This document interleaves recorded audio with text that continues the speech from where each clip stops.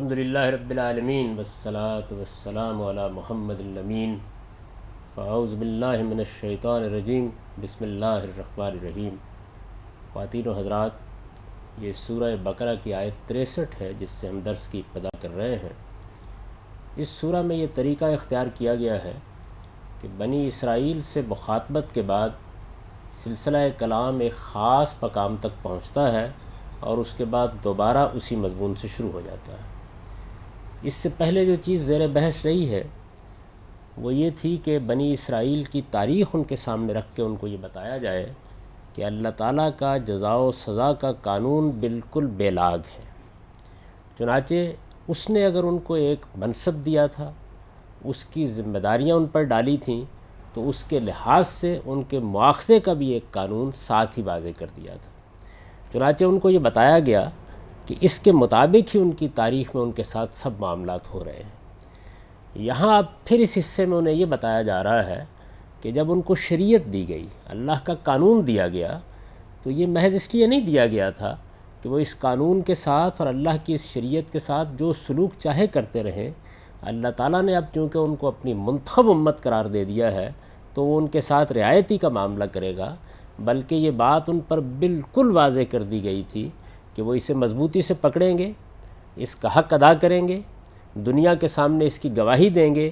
صرف یہی صورت ہے جس میں اللہ تعالیٰ ان کے لیے سرفرازی کا فیصلہ فرمائیں گے۔ اگر انہوں نے اس کی خلاف ورزی کی تو جس طرح کہ ان کے بارے میں اس قانون کی اس سے پہلے بھی وضاحت ہو چکی ہے، پھر ان پر اسی دنیا میں سزا نافذ کر دی جائے گی۔ چنانچہ ارشاد فرمایا ہے کہ وَإِذْ أَخَذْنَا مِيثَاقَكُمْ وَرَفَعْنَا فَوْقَكُمُ الطُّورَ، یعنی پھر وہ وقت بھی یاد کرو جب ہم نے تم سے عہد لیا۔ یہ وہی عہد ہے جس کا سورہ اعراف میں ذکر ہوا ہے اور جس میں یہ بتایا گیا ہے کہ اللہ تعالیٰ نے جب اپنی شریعت انہیں دی تو انہیں اس بات کا پابند کیا کہ وہ اس شریعت کو مضبوطی کے ساتھ پکڑیں گے۔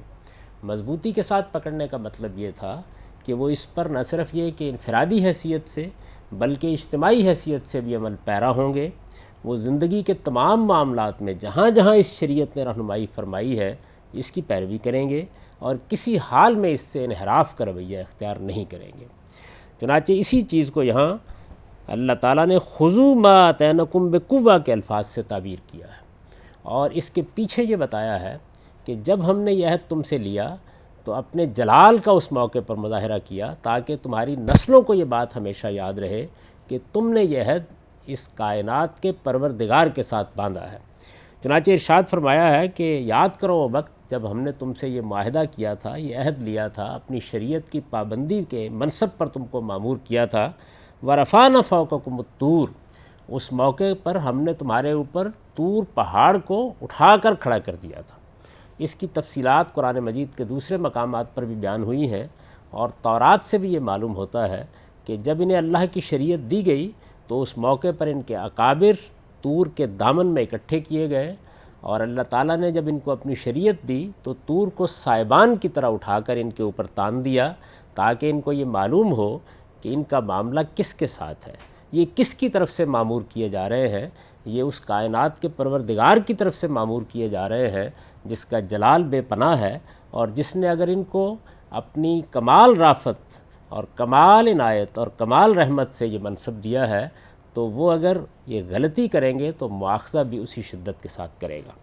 چنانچہ ارشاد فرمایا کہ ہم نے اس طریقے سے تمہیں یہ شریعت دی تھی، یعنی اس موقع پر اس طرح ہم نے تم کو یہ بتا دیا تھا کہ تم یہ عہد اللہ پروردگار عالم کے ساتھ باندھ رہے ہو، اس کی ذمہ داریوں کو ہمیشہ اپنے سامنے رکھنا اور کسی حال میں اس سے گریز اور فرار کے راستے اختیار نہ کرنا۔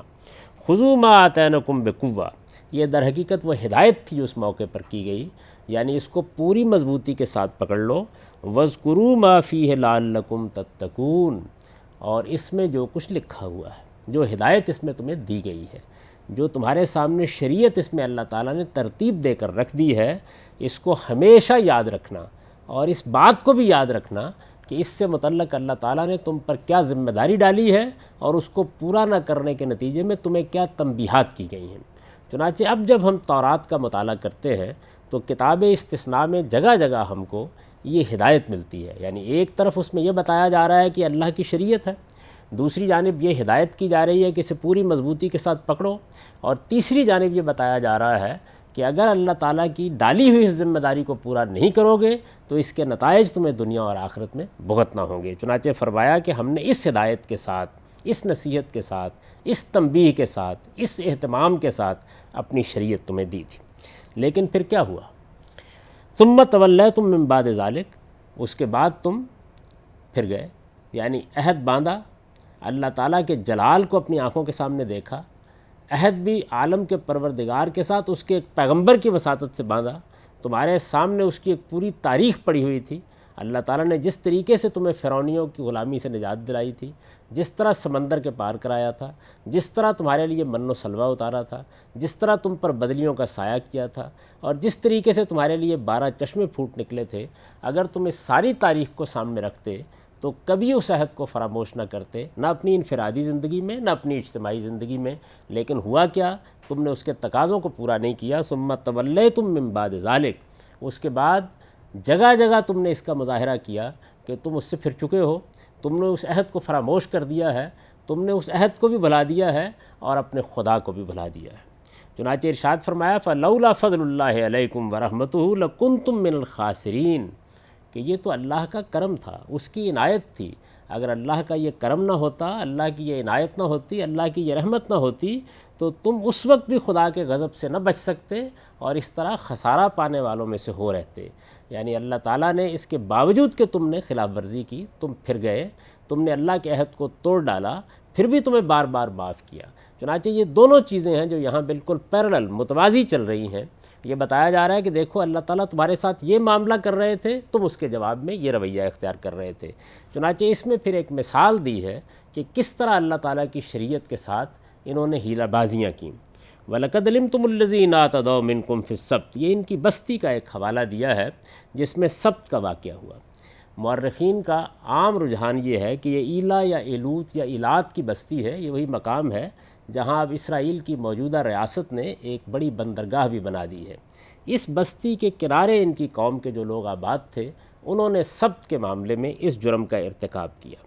اردن میں جو مشہور عقبہ کی بندرگاہ ہے وہ بھی بالکل اس کے قریب ہے، اور تاریخی روایات سے یہ معلوم ہوتا ہے کہ حضرت سلیمان علیہ السلام نے بحر کلزم میں جو جنگی بیڑا بہت بڑا بنایا تھا، اس کے لیے بھی اسی شاخ کے قریب بندرگاہ بنائی گئی تھی۔ گویا یہ ایک پرانا تاریخی مقام ہے، اس تاریخی مقام پر یہ واقعہ پیش آیا۔ قرآن مجید یہ کہتا ہے کہ تمہیں یاد ہی ہے، تم جانتے ہی ہو، تمہارے ہاں یہ کوئی ایسی چیز نہیں ہے جو جانی پہچانی نہ ہو کہ تمہاری بستی کے ایک لوگوں نے سبت کے معاملے میں کیا کیا تھا۔ فَقُلْنَا لَهُمْ كُونُوا قِرْدَةً خَاسِئِينَ، چنانچہ پھر جب انہوں نے اس جرم کا ارتکاب کیا تو ہم نے ان سے کہا کہ جاؤ رسوا بندر بن جاؤ۔ یہ مشہور واقعہ ہے بنی اسرائیل کی تاریخ کا۔ اس کا پس منظر یہ ہے کہ سبت کے دن اللہ تعالیٰ کا قانون ان کے لیے یہ تھا، یعنی ہفتے کے دن یہ دن کے لیے مقرر کر دیا گیا تھا۔ اللہ تعالیٰ کا قانون یہ تھا کہ یہ نہ کوئی سیر و شکار کریں گے، نہ کوئی دنیوی سرگرمیاں انجام دیں گے، نہ اپنے لونڈی غلاموں سے کوئی کام لیں گے۔ غرض یہ کہ تمام معمولات اس دن بالکل برخاست کر دیے جائیں گے اور ان کی جگہ پر یہ صرف اللہ تعالیٰ کی عبادت، اس کی بندگی کریں گے، اور اس طریقے سے گویا ہمیشہ اس عہد کو یاد رکھیں گے جو عہد اللہ تعالیٰ نے ان کے ساتھ کیا ہے۔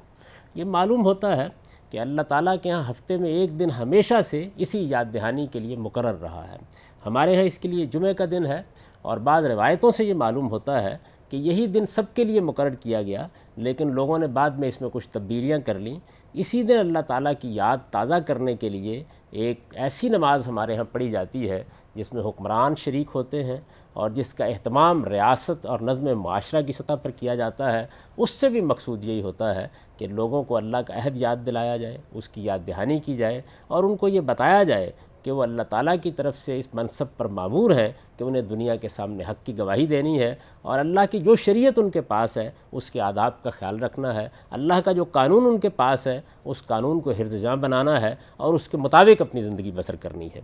چنانچہ ان کے ہاں ہوا یہ کہ چونکہ سیر و شکار اور اس طرح کی تمام چیزوں پر پابندی تھی تو اتفاقاً ایسی صورت پیدا ہوتی، اور ظاہر ہے کہ اس میں بھی اللہ تعالیٰ کی حکمت بالغہ تھی، کیونکہ وہ جب اس طرح کے قانون دیتا ہے تو امتحان بھی کرتا ہے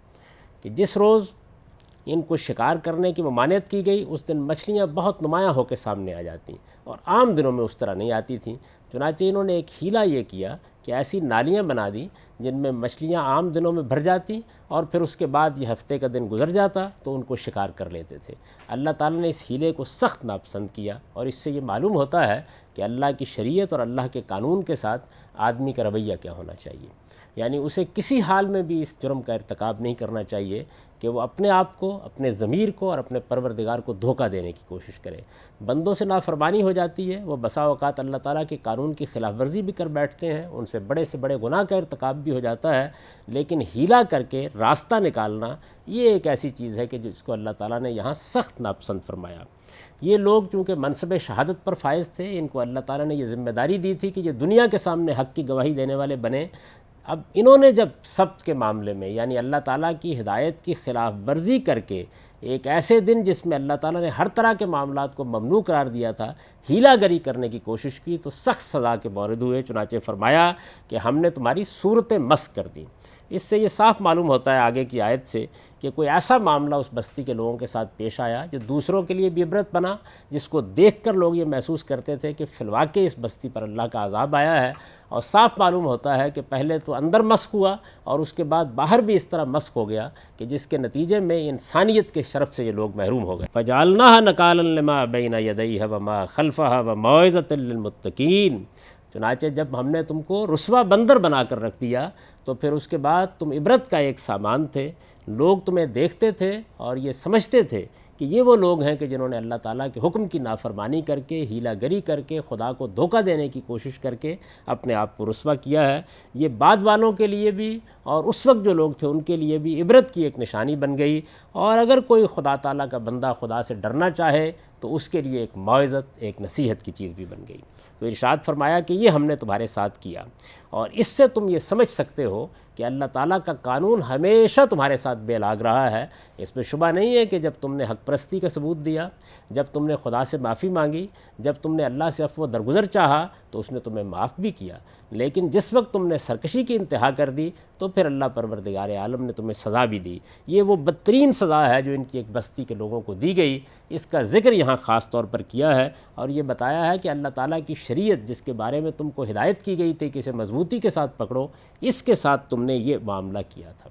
اب شریعت کے ساتھ اس معاملے کی ایک مثال تو یہ ہے جو یہاں بیان کر دی گئی، یعنی سبت کے معاملے میں تمہیں حکم دیا گیا کہ تم اس دن کوئی سیر و شکار نہیں کرو گے، کوئی دنیوی سرگرمیوں میں اپنے آپ کو مصروف نہیں کرو گے، بلکہ اس دن کو اللہ کی عبادت کے لیے خاص رکھو گے۔ تو تم نے یہ کیا کہ ہفتے کے دن جب مچھلیاں تمہارے سامنے بڑی تعداد میں آئیں، اللہ نے تمہارا امتحان کیا تو ان مچھلیوں کو نالیوں میں بھر لیا، اور پھر اس کے بعد جب سبت کا دن گزر گیا تو اپنے آپ کو بھی دھوکہ دیا، اپنے پروردگار کو بھی دھوکہ دینا چاہا، اور پھر تم ان مچھلیوں کو پکڑ کر اپنے لیے معاش کا بندوبست کرتے رہے۔ اس طرح دنیا کا غلبہ تمہارے اوپر ہوا، اللہ کا ایک امتحان تھا۔ تم اگر ثابت قدمی سے کام لیتے تو کچھ دیر کے بعد تمام معمولات معمول کے مطابق چلنے شروع ہو جاتے، لیکن جب تم نے خدا کو دھوکہ دیا تو پھر اللہ تعالیٰ نے تمہیں یہ سزا دی کہ تم اسی دنیا میں بالکل مسخ ہو کر رہ گئے، تمہارا اندر بھی مسخ ہوا، تمہارا باہر بھی مسخ ہوا، تم لوگوں کے لیے عبرت کا سامان بن گئے اور خدا سے ڈرنے والوں کے لیے نصیحت کا ایک ذریعہ بن گئے۔ اس کے بعد ایک دوسرے واقعے کو لیا ہے۔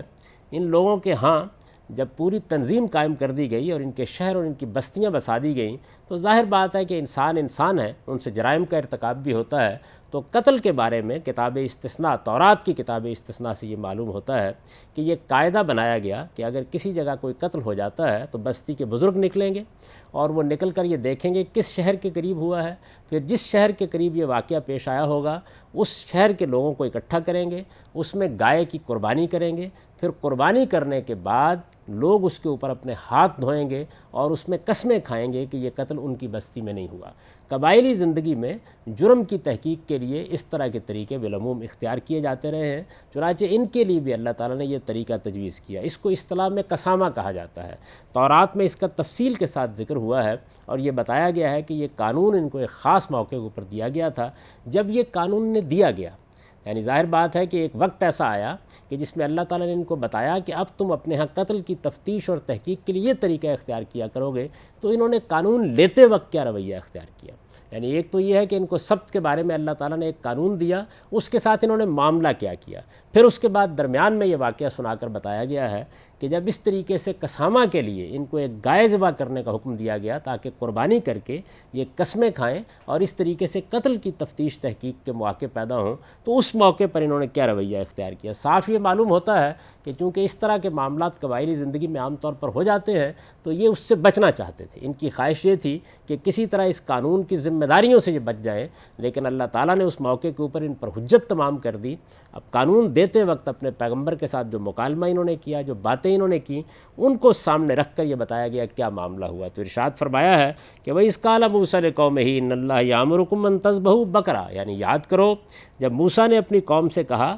کہ اللہ تمہیں حکم دیتا ہے کہ تم ایک گائے ذبح کرو۔ یہ میں عرض کر چکا ہوں کہ یہ قسامہ کے لیے گائے ذبح کی گئی تھی، یعنی مقصود یہ تھا کہ اگر کہیں قتل ہو جاتا ہے تو اس موقع پر اس طرح قربانی کر کے لوگوں سے قسمیں لی جائیں، جس طرح ہم کبھی مسجد میں جا کر قسم لیتے ہیں۔ اس سے مقصود یہ ہوتا ہے کہ آدمی ایک مخصوص ماحول میں ایک خاص عبادت کے بعد عام طور پر جھوٹ بولنے سے اجتناب کرے گا۔ تو ان کے ہاں چونکہ قربانی کو ایک بڑی عبادت کی حیثیت حاصل تھی، اس وجہ سے قربانی کا طریقہ اختیار کیا گیا کہ اللہ کی راہ میں قربانی کر کے ایک جانور کو ذبح کر کے اس موقع پر بستی کے بزرگ اور بڑے اکٹھے ہوں اور وہ قسمیں کھا کر یہ کہیں کہ یہ قتل ہماری بستی میں نہیں ہوا ہے۔ چنانچہ اللہ نے حکم دیا کہ تم ایک گائے ذبح کرو۔ قالوا اتتخذون ہزوا،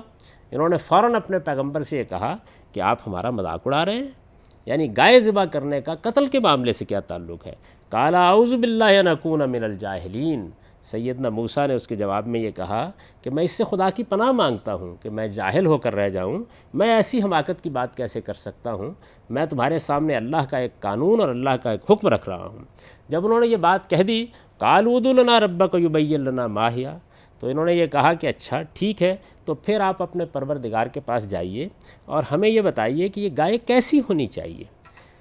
قال انه یقول انها بکرۃ لا فارض ولا بکر عوان بین ذلک ففعلوا ما تؤمرون۔ اب ظاہر ہے کہ ایک گائے ذبح کرنے کا حکم دیا گیا تھا، یہ کوئی سی گائے ذبح کر دیتے حکم کا منشا پورا ہو جاتا، لیکن گریز اور فرار کی جو ذہنیت تھی اس کو نمایاں کرنے کے لیے قرآن یہ کہتا ہے کہ اس موقع پر انہوں نے یہ پوچھا کہ گائے کیسی ہونی چاہیے، ذرا آپ وضاحت کے ساتھ بتائیے۔ سیدنا موسیٰ علیہ السلام نے اللہ سے ہدایت پا کر ان کو یہ بتایا کہ اللہ تعالیٰ یہ فرماتے ہیں کہ یہ ایسی گائے ہونی چاہیے جو درمیانی عمر کی ہو، نہ بوڑھی ہو نہ بچیا ہو، بیچ کی میانہ عمر کی گائے ہونی چاہیے۔ اور پھر اس کے ساتھ ہی انہوں نے ہدایت کی کہ ففعلوا ما تؤمرون، جو تمہیں بات کہی جا رہی ہے بس کر گزرو۔ قالوا ادع لنا ربک یبین لنا ما لونھا، اس پر بھی یہ راضی نہیں ہوئے اور یہ کہا کہ ہمیں بتائیے کہ اس کا رنگ کیسا ہونا چاہیے۔ قال انہ یقول انھا بکرۃ صفراء، تو پھر اس کے بعد اللہ تعالیٰ نے معاملے کو اور سخت کر دیا، چنانچہ انہوں نے یہ کہا کہ اللہ یہ فرماتا ہے کہ یہ گائے بالکل سنہری رنگ کی ہونی چاہیے، فاقع لونھا تسر الناظرین، شوخ رنگ ایسی کہ دیکھنے والوں کو خوش آ جائے۔